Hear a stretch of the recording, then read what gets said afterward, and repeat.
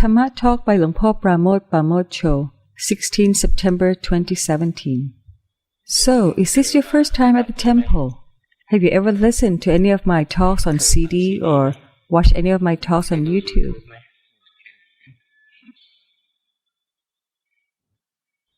At this place, people come to learn how to practice Dhamma. There are really no other rituals performed here. Now we have people from many countries who come to learn. We have translators now in English and in Chinese. Foreigners are now interested because they lack meditation teachers. Written scriptures do exist in many countries, but what's lacking are teachers of meditation. Many foreigners now come to Thailand just to learn the Dhamma practice. Whereas most Thais are still not interested in the Dhamma. We think Buddhism is all about rituals. On our birthdays, we go to the temple to make merits. On special occasions, we give alms to monks. When someone passes away, we cremate him or her at the temple. We think this is how to be a Buddhist. Once a year, we present robes to monks at the end of the Buddhist Lent. Yes, those are all the duties of Buddhists, but they're really secondary. The main point is we have to study what the Buddha taught. Otherwise, in the near future, our descendants may not even know what Buddhism is all about. They might want to understand Buddhism, but have to travel abroad to learn it. Just like now, when foreigners have to come to learn, it's quite difficult. For example, these Chinese, they come to learn Buddhism, but since I can teach only in Thai, some Chinese have to start learning the Thai language. They spend many years before they understand Thai. Then once they know the language, when Chinese students come, they help and translate for them. They even put Chinese translations on YouTube. Now have translations in many languages, English, Russian, and soon in Spanish. There'll also be a book printed in Spanish. See how difficult it is for a foreigner to learn the Dhamma. It's because of the language barrier. For Thais, it's much easier because we know the language. But the problem is, we Thais are only interested in Buddhist rituals. We don't really know what the Buddha taught. We don't know our purpose as a Buddhist. These days, we are only afraid that Muslims will come and destroy Buddhism. The Buddha never said that Muslims will come and destroy Buddhism. What the Buddha said was, if the four Buddhist communities, consisting of monks, nuns, laymen, laywomen, do not study the Dhamma practice, do not follow the Dhamma rules and monk codes, when they don't study and practice, Buddhism will disappear. Therefore, the people that will destroy Buddhism are in fact Buddhists disinterested in the Buddha's teachings. So, do not think that you're too old or too young to study. During the Buddhist time, some people were ordained at the ripe age of 60. There were many old people who became monks. Therefore, it's wrong to think that you're too old to practice Dhamma. Real practice is not all about doing the sitting or walking meditation correctly. We can't really say that we're too old and cannot walk well, so we cannot practice the Dhamma. Sitting or walking meditation just touches the surface of Dhamma practice. The real core of the practice is really sati or mindfulness, to constantly have awareness. Most people are not mindful.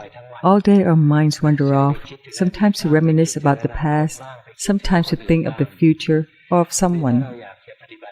Now if we want to practice Dhamma, we need to have constant awareness. Now our body is breathing. Be aware that the body is breathing. Now the body is sitting. Be mindful that it is sitting. Now the body is moving. It itches and we scratch. Be aware of the body moving. And when feelings arise, like worrying or feeling uncomfortable, dissatisfied where the doctor wants to see us so often, just know that dissatisfaction is a defilement rooted in aversion. The mind is dissatisfied. See the defilement arises and aware of the dissatisfaction. Or our kids don't come to visit. Where are they all? We raise them with hardship, and once they're grown up, they're all gone. We are unhappy. Be aware of the unhappiness. Or we worry about our children, our grandchildren, our savings, or other things. Be aware of the worry. Be constantly mindful. The body moves, be aware. The mind constantly changes, be aware. This is called practicing Dhamma. Like when we sit and meditate, the mind worries. Be aware the mind is worried. This is practicing Dhamma. But if we sit and become lost in thought, forgetting about the self, this is not practicing Dhamma. It is unacceptable.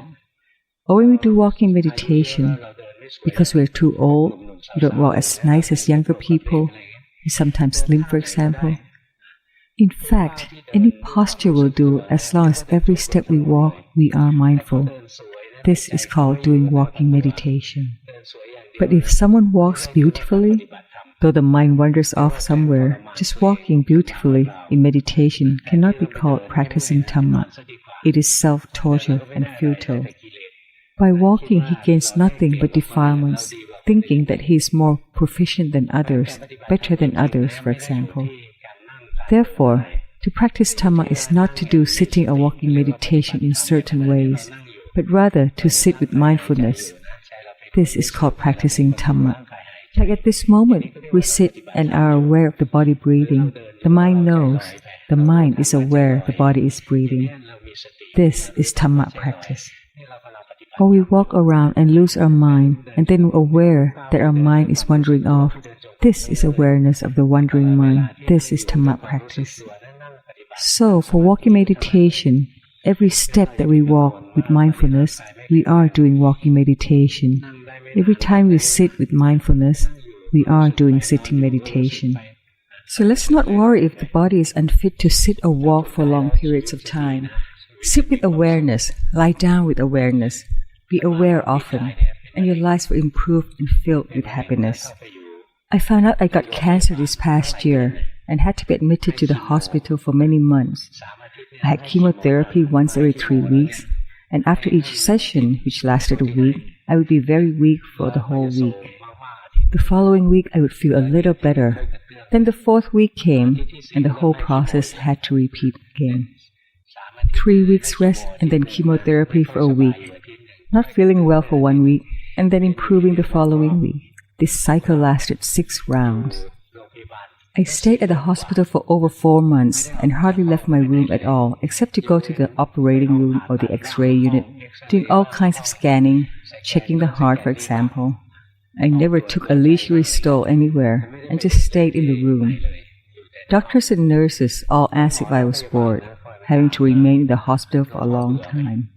I replied I was not bored because boredom is a kind of defilement. Wherever I was content because I could practice Dhamma.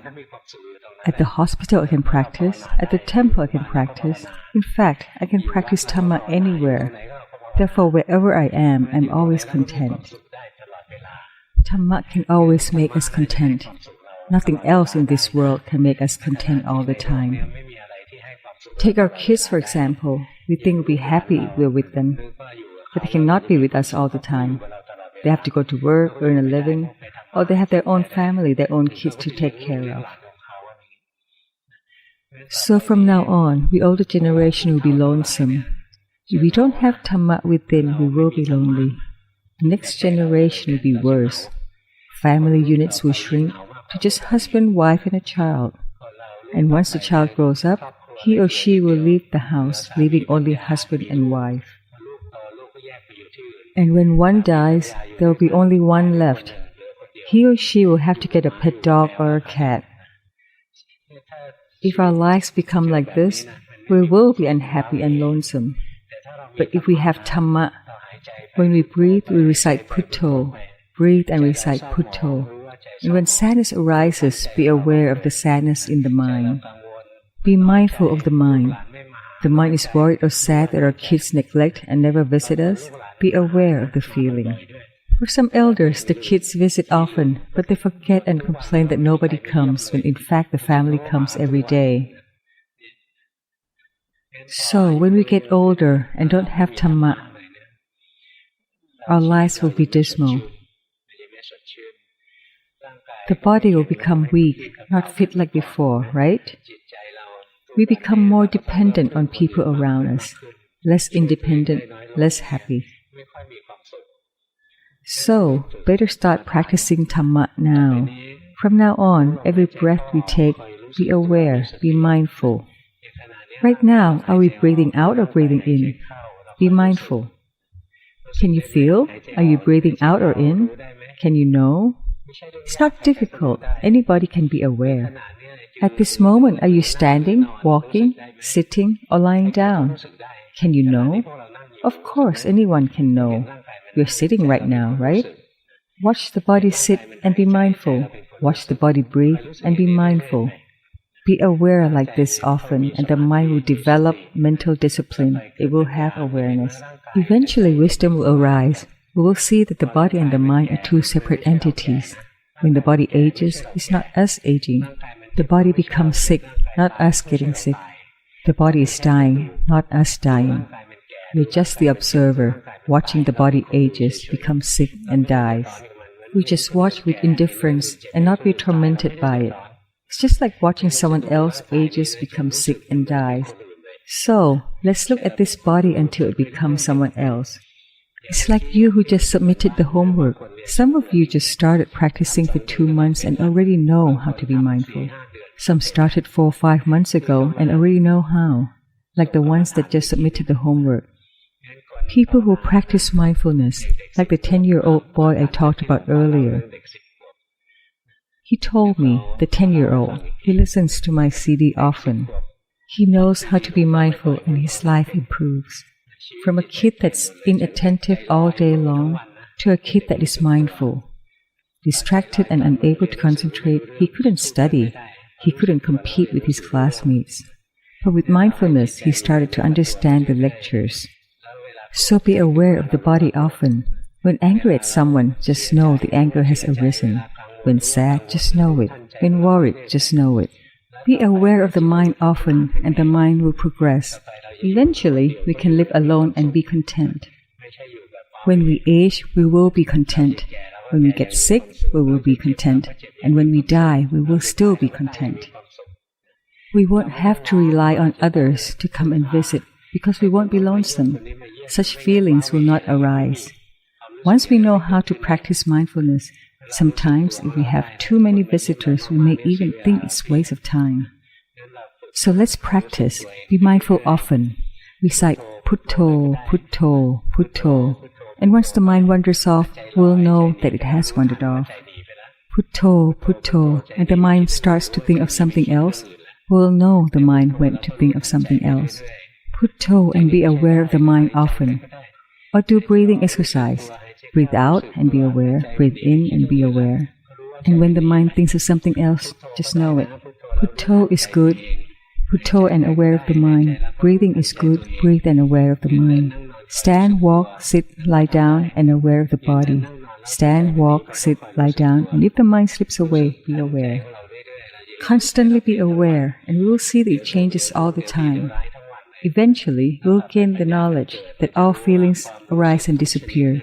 Happiness, sadness, good feelings, craving, anger, and delusion all arise and disappear. Observe often enough, and the mind will wise up.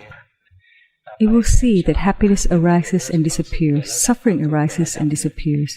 From then on, whether the mind is happy or sad, whatever affects our lives, we will not be shaken.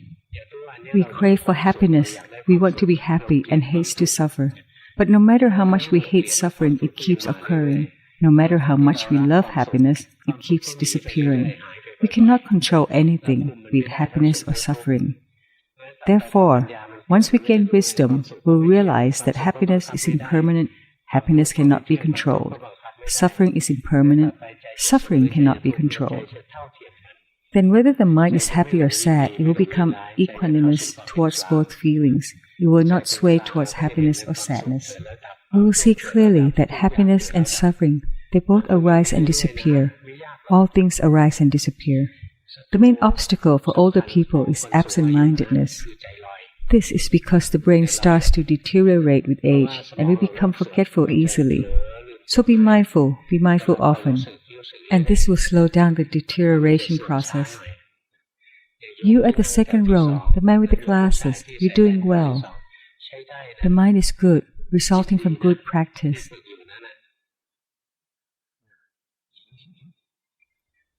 No, it's not you, the one behind. You in front still don't have awareness.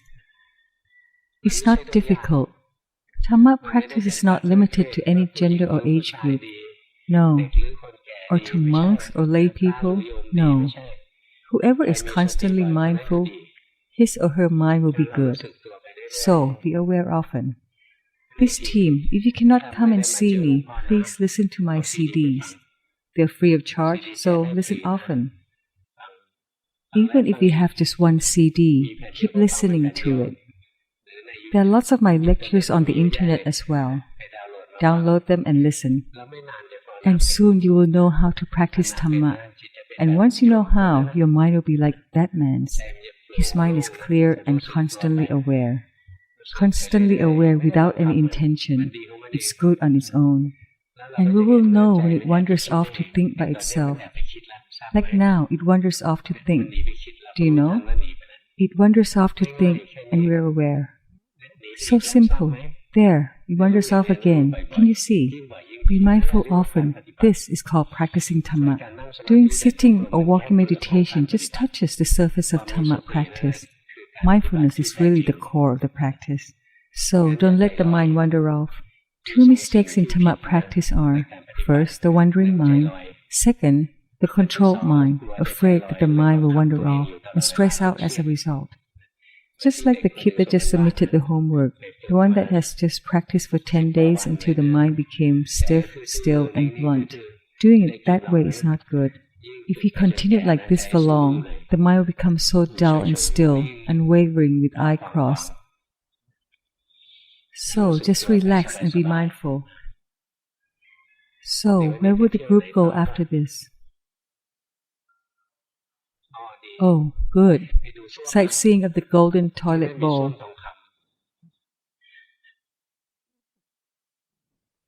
There will be Dhamma books and CDs for you all. Please take them, or we'll take them to the bus for you all. Special delivery. This is all for today. Go enjoy sightseeing.